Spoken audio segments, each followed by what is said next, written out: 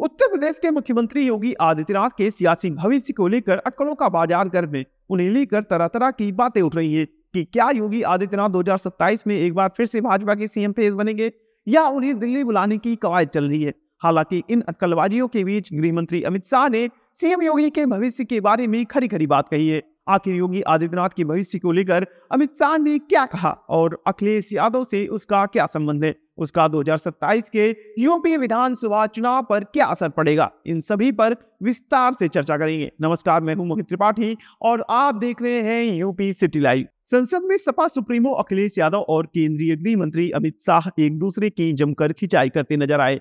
दोनों के बीच कई बार मीठी नोक-झोंक देखने को मिली। हालांकि योगी आदित्यनाथ को लेकर हुई नोक-झोंक सबसे ज्यादा वायरल हुई।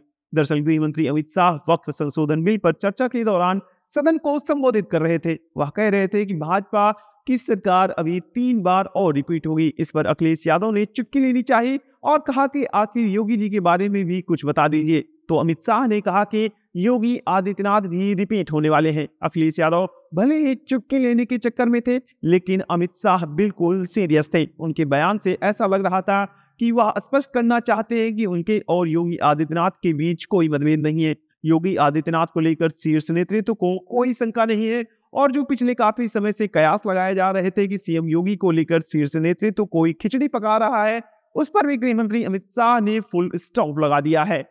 अब जबकि गृह मंत्री अमित शाह ने यह स्पष्ट कर दिया है कि केंद्रीय नेतृत्व और मुख्यमंत्री योगी आदित्यनाथ के बीच कोई मतभेद नहीं है और 2027 में भी मुख्यमंत्री योगी आदित्यनाथ ही भारतीय जनता पार्टी के मुख्यमंत्री पद के उम्मीदवार होंगे। ऐसे में और भी बहुत कुछ स्पष्ट हो गया है। स्पष्ट ये हो गया है कि यूपी का चुनाव किन किन मुद्दों पर लड़ा जाएगा और भाजपा किस एग्रेशन के साथ मैदान में उतरेगी। जैसा कि अमित शाह ने स्पष्ट कर दिया है कि 2027 में भी योगी ही यूपी बीजेपी के कैंडिडेट होंगे। ऐसे में सबको पता है कि योगी आदित्यनाथ के चुनाव का सबसे बड़ा हथियार क्या क्या है।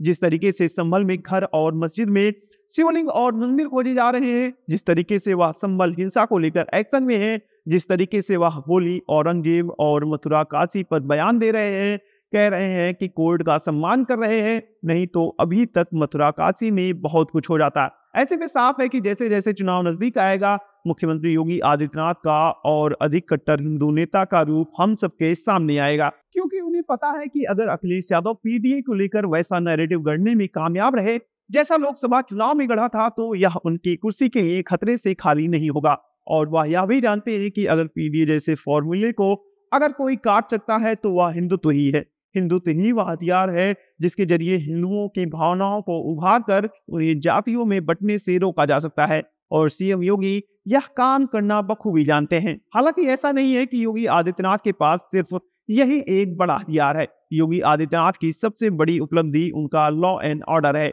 जिस तरीके से उनके राज में अपराध के मामलों में कमी आई है, जिस तरीके से बड़े बड़े माफिया और गैंगस्टर का अंत हुआ है, जिस तरीके से दंगों के आरोपियों के पोस्टर शहर भर में लगाकर उनसे नुकसान की भरपाई हुई है, उससे जनता के बीच, खासकर हिंदुओं के बीच यह संदेश गया है कि योगी सरकार अपराधियों के साथ समझौता नहीं करने वाली है और मुख्यमंत्री योगी आदित्यनाथ 2027 के चुनाव में इसे भुनाना कतई नहीं बोलेंगे। भले ही राम मंदिर का जादू 2024 के चुनाव में न चला हो, लेकिन योगी आदित्यनाथ इस मुद्दे को छोड़ने वाले नहीं हैं। हाल ही में जिस तरीके से उन्होंने कहा था कि राम मंदिर के लिए सत्ता छोड़नी भी पड़े तो कोई दिक्कत नहीं है, उससे स्पष्ट है कि 2027 में भी राम का नाम जोर शोर से चलेगा, क्योंकि भले ही राम चुनाव जिताए या ना जिताए, लेकिन वह योगी को हिंदुत्व का पोस्टर बॉय बनाने में सबसे बड़ा रोल निभाता है। यही नहीं, महाकुंभ की सफलता भी सीएम योगी के भाषणों में आसानी से दिखाई दे जाएगी। साथ ही जिस तरीके से वह प्रयागराज, अयोध्या, बनारस और अब मथुरा के विकास कार्य में लगे हैं, ऐसे में इसे भी वह जनता के बीच जरूर उठाएंगे। ऐसा नहीं है कि सीएम योगी के तरकस में सिर्फ हिंदुत्व के ही तीर हैं। हिंदुत्व के इन मुद्दों के अलावा वह विकास और रोजगार की पिच पर भी बैटिंग करते नजर आएंगे। जिस तरीके से राज्य में ढांचागत विकास पर फोकस किया जा रहा है, उसे लेकर भी मुख्यमंत्री योगी आदित्यनाथ मुखर दिखाई दे सकते हैं। यही नहीं, अभी हाल ही में पुलिस भर्ती का रिजल्ट आया है और अगली पुलिस भर्ती का भी ऐलान कर दिया गया है। ऐसे में आने वाले समय में दूसरे विभागों जैसे शिक्षा और स्वास्थ्य में भी भर्तियां निकाली जा सकती हैं। इसके अलावा जिस तरीके से राज्य में प्राइवेट सेक्टर में भी रोजगार के अवसर बढ़े हैं, ऐसे में सीएम योगी रोजगार के मुद्दे को जोर शोर से उठाते नजर आएंगे।